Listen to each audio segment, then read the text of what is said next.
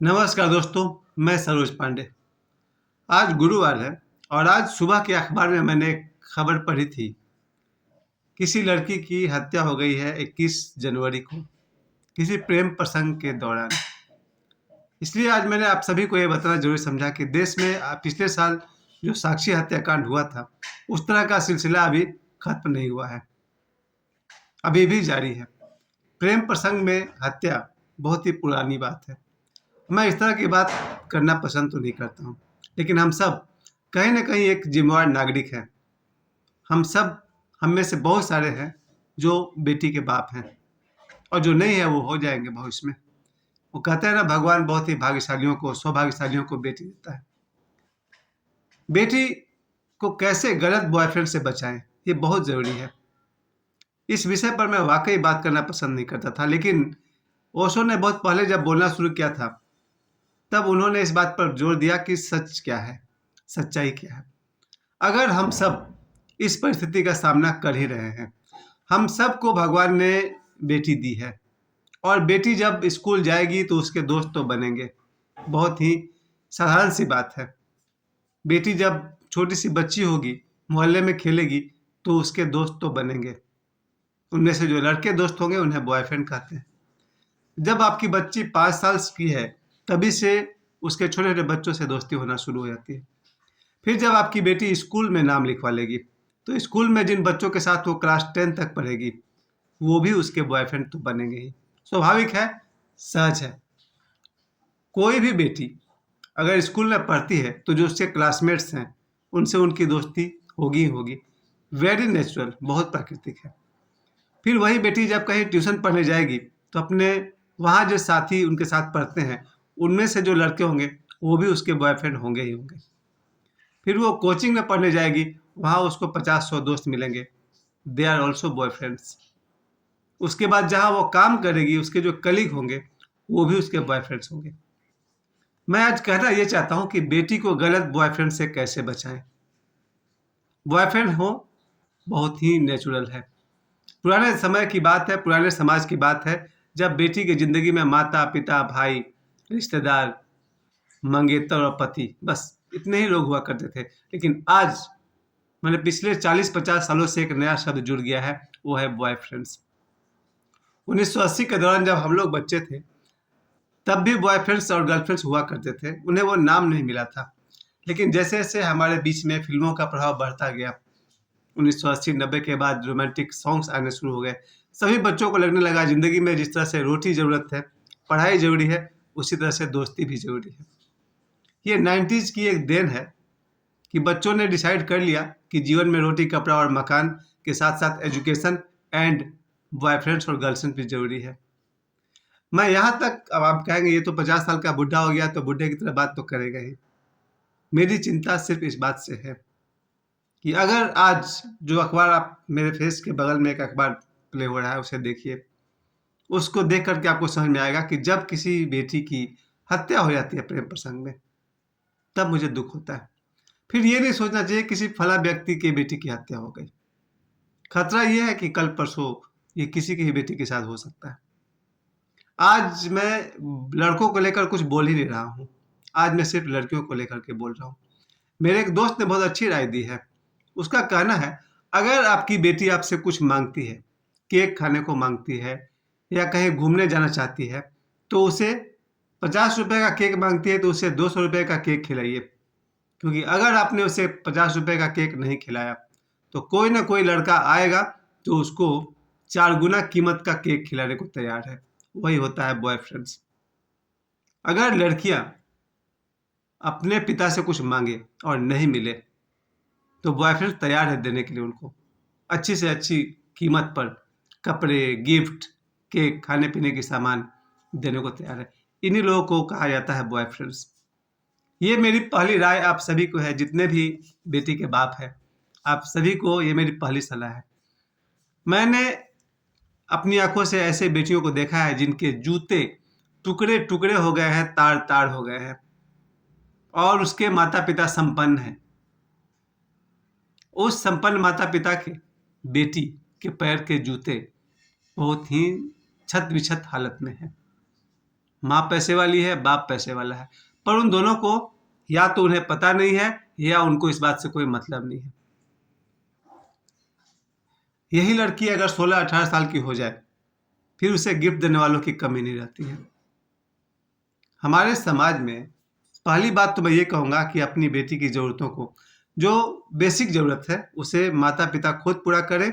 अगर नहीं किया तो बाहर बॉयफ्रेंड इंतजार कर रहे हैं और उसकी ख्वाहिशों को पूरा करने के लिए, और वहाँ से शुरू होगा अपराधों का सिलसिला। मैं अच्छे बॉयफ्रेंड्स की बात नहीं कर रहा हूँ। अच्छे बॉयफ्रेंड्स तो वो होते हैं जो गली मोहल्ला में साथ साथ रहते हैं और हाफ ब्रदर की तरह बिहेव करते हैं।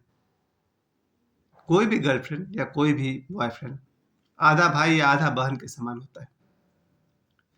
क्लासमेट में जो क्लास में बच्चे साथ में पढ़ते हैं उनसे जो दोस्ती होती है, दोस्ती में एक दूसरे को आगे बढ़ाते हैं, नोट्स देते हैं, नोट्स लिखते हैं, पढ़ाई लिखाई में हेल्प करते हैं, ये हुए अच्छे दोस्त। कॉलेज में गए तो अच्छे दोस्त पढ़ाई में मदद करते हैं, कोचिंग ट्यूशन में साथ देते हैं, एग्जाम में साथ देते हैं, करियर बनाने में साथ देते हैं, काम काज में साथ देते हैं। जब ऑफिस में कलीग हो जाते हैं तो आपके काम में हाथ बटाते हैं, आपके फाइल्स तैयार करने में मदद करते हैं। अच्छे दोस्त। बॉयफ्रेंड्स अगर अच्छे हैं तो आपकी किस्मत, लेकिन अगर बॉयफ्रेंड गलत निकला तो पिछले साल भी आपने अपराध देखा और आज भी मैंने सुबह सुबह अपराध की खबर पढ़ी। ये मेरा कर्तव्य है, मुझे जो कुछ भी सोचता है आप सभी को बताता हूँ, और मुझे वाकई 50-100-1000 बार पता चलता है कि बेटी और बाप में बहुत दूरी हो गई है। बहुत सारी बेटियां ऐसी सैकड़ों काम करती है जिसका मुझे पता है, उसके बाप को नहीं पता है। एक दिन भुगतना किसको पड़ता है? बाप बेटी दोनों को। ये मेरा अपना जीवन का कड़वा अनुभव है। मैं 10-20 से अधिक लोगों के विषय में ऐसी ऐसी चीजें देखता हूँ और जानता हूँ जिसके विषय में माता पिता अंधे हैं, कुछ भी नहीं पता उनको। खैर, आज सुबह ही ओशो ने बहुत अच्छी बात मुझे सिखाई है। कौन क्या करता है उसमें डोंट पोक योर नोज। जो गलत करेगा वो अपना गलत परिणाम भुगतेगा, जो गलत करेगा वो अपना दुख भोगेगा। तुम क्यों परेशान होते हो? ये आज सुबह मैंने पढ़ा था ओशो के, उनका मैसेज मैं रोज सुबह सुनता हूँ। पहला मैसेज उनका यही था, लड़की गलत है, लड़का गलत है, तो तुम क्यों परेशान हो रहे हो? तुम अपने आप को सही रखो। इसके बावजूद भी, मैं अपने गुरु के सजेशन के बावजूद भी, मैं इस बात को आप सभी के सामने रख रहा हूँ। प्यारे दोस्तों, अब सोशल मीडिया का ज़माना है। आज बॉय और गर्ल दूर नहीं रह गए हैं। सोशल मीडिया के थ्रू वो व्हाट्सएप पर, फेसबुक पर, मैसेंजर्स पर, इंस्टाग्राम पर, और फेस टू फेस भी आमने सामने। नेचुरल है, प्राकृतिक है, नैसर्गिक है, स्वागत है, सब अच्छी बात है। बस कोई अपराध का जन्म न हो, यही शुभकामना मैं करना चाहता हूँ सभी लोगों से। मेरी ये बहुत बड़ी आप सभी को समझ है, जो कोई भी मेरे इस वीडियो को देख रहे हैं, अगर वो कोई लड़की है या कोई लड़का है, हेल्दी फ्रेंडशिप बहुत अच्छी बात है, स्वस्थ दोस्ती बहुत अच्छी बात है। लेकिन अगर दोस्ती में कहीं कोई आपको छल कपट दिखाई पड़े तो कृपया अलग हो जाए। अपना जीवन बर्बाद करके क्या मिला? आज जो अखबार में मैंने न्यूज़ पढ़ी, वहाँ तो एक जीवन समाप्त हो गया और दूसरे को जेल हो जाएगी। आज के अखबार के अनुसार लड़की तो मर चुकी और जिस लड़के ने मारा उससे जेल हो जाएगी। इस तरह के प्रेम प्रसंग थोड़ा बहुत सब जगह बहुत जगह होते ही रहता है। हमें ज़रूरत है सावधान होने की। एक तरफ वो तो समय ही चला गया जब हमारे वैदिक रीति रिवाज में सिखाया गया कि बच्चे 1 से लेकर 25 वर्ष तक ब्रह्मचर्य का पालन करें। यानी कि आज की भाषा में, 2024 की भाषा में, बच्चे 1 साल से लेकर के 25 साल तक पढ़ाई लिखाई और अपने करियर बनाने पर ध्यान दें। वो तो युग ही चला गया। बच्चे यहाँ 8 साल के हुए नहीं, लड़का लड़की की शुरू हो गया फिल्मी गाना पर डांस करने, और जो बच्चा फिल्मी गाना पर डांस करेगा वो प्रभावित होगा। कहाँ वो सीमा थी कि 25 वर्ष की उम्र तक बच्चे ब्रह्मचर्य व्रत का पालन करें? यहाँ 8 वर्ष के बाद से ब्रह्मचर्य व्रत का कुछ पता ही नहीं रहता है। खैर, ऐसा मत समझिए कि वो युग नहीं लौटेगा, युग लौट आया है। आज कम से कम करोड़ों बच्चे ऐसे हैं जो ब्रह्मचर्य व्रत को बहुत बढ़िया से पालन कर रहे हैं, थ्रू बाबा बागेश्वर। बाबा बागेश्वर की कृपा है आज के युग में एकमात्र ऐसा युवा सन्यासी, एक ऐसा नौजवान जिसको देख करके लगता है कि ब्रह्मचर्य की तेज इसको कहते हैं। बाबा बागेश्वर के प्रेम में जितने भी लड़के लड़कियां बूढ़े पड़े, उन्हें दिख गया नैतिकता क्या होती है, धार्मिकता क्या होती है। बाबा बागेश्वर की सबसे बड़ी देन ये भी है कि बाबा बागेश्वर को सुनने वाले धार्मिक और नैतिक होना शुरू हो जाते हैं।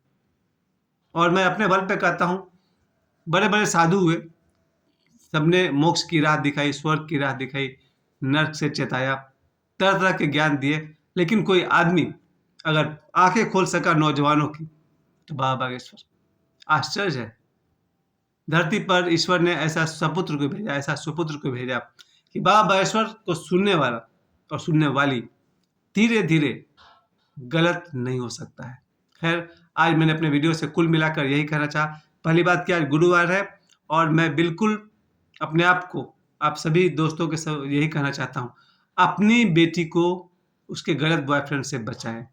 कैसे बचाएं वो मैंने आपको बताया। पहली बात, उसकी ज़रूरतें आप पूरी करें, वरना कोई ना कोई बॉयफ्रेंड्स पूरी करने को तैयार है।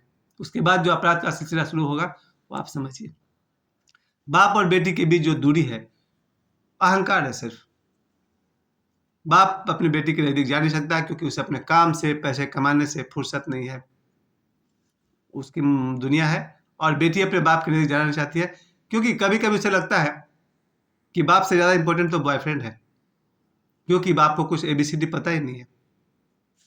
और लेकिन मैं एक अंतिम बात कह दूं आज और अपनी बात समाप्त करता हूं कि जो लड़की अपने बाप की नहीं हुई वो बॉयफ्रेंड का भी नहीं होगी। This is the last line आज के वीडियो का। जो अपने बाप की नहीं हुई वो अपने बॉयफ्रेंड की भी नहीं होगी, यानी कि यहाँ से। खैर, ये सप्ताह बहुत सुंदर रहा है। इस महान सप्ताह को मैं फिर से याद दिला दूं। इस सप्ताह की सबसे बड़ी ऊंचाई रही 22 जनवरी को भगवान श्री राम लला के प्राण प्रतिष्ठा। मेरा भारत महान, जिस देश में राम जैसे भगवान है, सीता माता जैसी आदर्श महिला है, वहाँ की हर बेटियां जागरूक बने, बॉयफ्रेंड्स रखे मगर हेल्दी और सही बच्चे रखे। खैर, कल रिपब्लिक डे है। रिपब्लिक डे की आप सभी को आज से ही हार्दिक शुभकामनाएं। मुझे समय देने के लिए आप सभी को बहुत बहुत धन्यवाद।